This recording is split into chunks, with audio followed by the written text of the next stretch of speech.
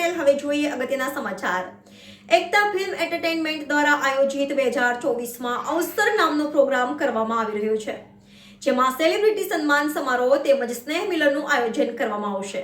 April મહિનામાં ભવ્યથી ભવ્ય programme થશે, જેમાં ગુજરાતભરના ડાયરેક્ટર, પ્રોડ્યુસર તેમજ કલાકારો હાજરી આપશે। કાર્યક્રમના ઓર્ગેનાઇઝર એકતા ફિલ્મના ઓનર હિંમત લાડુમોર અને વૈશાલી જાણી છે। રિપોર્ટર નૈતિક રેશમવાળા, NN ન્યૂઝ, સુરત।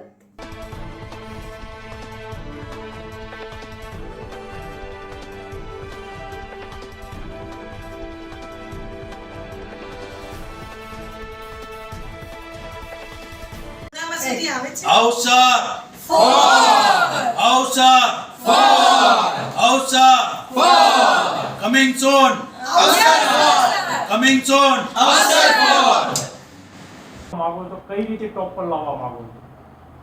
અમારા પૂરતા પ્રયત્નો એવા છે કે સુરતની ફિલ્મ ઇન્ડસ્ટ્રીઝને અમે ટોપ પર લઈ જઈએ, અને એના માટે જ અમે આ અવસરનું આયોજન કરીએ છીએ કે જેથી કરીને સુરતના નાના નાના કલાકારોને એક મોટું પ્લેટફોર્મ મળે। અમે ગયા વર્ષે સુરતમાં 400 જેટલા કલાકારોને સ્ટેજ પર બોલાવી અને એમનું સન્માન કર્યું હતું અને એમનો ઇન્ટ્રો આપ્યો હતો, જેથી કરીને શું છે કે દરેક વ્યક્તિ એકબીજાને કનેક્ટ થઈ શકે। સુરતનો પ્રથમ નંબર આવ્યો, ડાયમંડ બુશનું ઉદ્ઘાટન થયું, આંતરરાષ્ટ્રીય એરપોર્ટનો આપણને દસ્તો મળ્યો છે, તેના માટે લોકોને શું સંદેશો આપશો મીડિયા દ્વારા?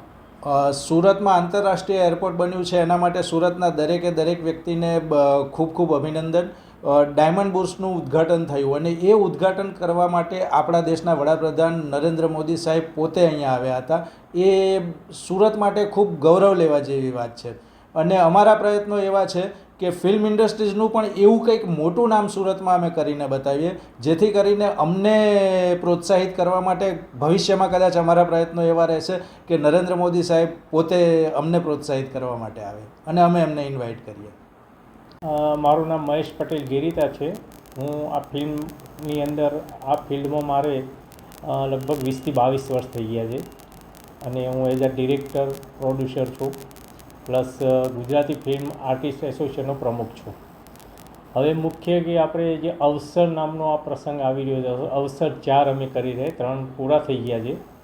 હવે અમારો મુખ્ય હેતુ એ છે કે દરેક કલાકાર, ટેકનિશિયન, નાનાથી લઈને મોટા વ્યક્તિ સુધી એક પ્લેટફોર્મ મળે અને દરેક એકબીજાના કોન્ટેક્ટ મળે, દરેકને એક સારું કામ મળે અને સુરતનું સારું નામ થાય કે ભાઈ સુરતની અંદર આજે દરેક ધંધાની ક્ષેત્રે જોઈએ તો કંઈક ના કંઈક છે જ।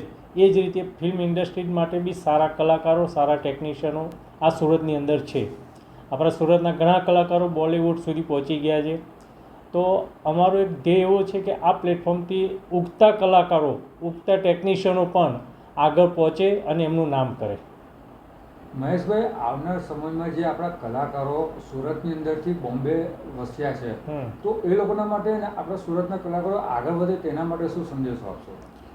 બસ હું એ જ કહેવા માગું છું કે તમે સુરતની અંદર એકતા કરો, બધા જે કલાકારો છે, ટેકનિશિયન્સ એક સાથે રહો, તો જે આજે બહારથી બોમ્બેના શૂટિંગ માટે બી અહીંયા આવી રહ્યા છે બધા, તો આપણા કલાકારોને બી કામ મળવું જોઈએ। અમારો એસોસિએશનનો મેઇન ધ્યેય એ છે કે તમે જો સુરતમાં કોઈ પણ સ્ટેટમાંથી અહીં શૂટિંગ કરો છો તો અમારા કલાકારોને લાભ આપો।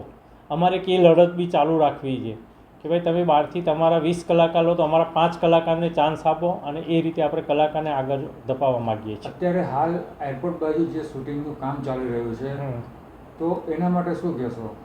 બસ નહીં, અમે એવી જ આશા રાખીએ કે આજે દરેક ક્ષેત્રથી અહીંયા શૂટિંગ માટે આવે, એક માહોલ બને કે ફિલ્મ ઇન્ડસ્ટ્રીઝ માટે સારા લોકેશન, સારા કલાકારો સુરતની અંદર મળી રહે છે, સગવડ મળી રહી છે।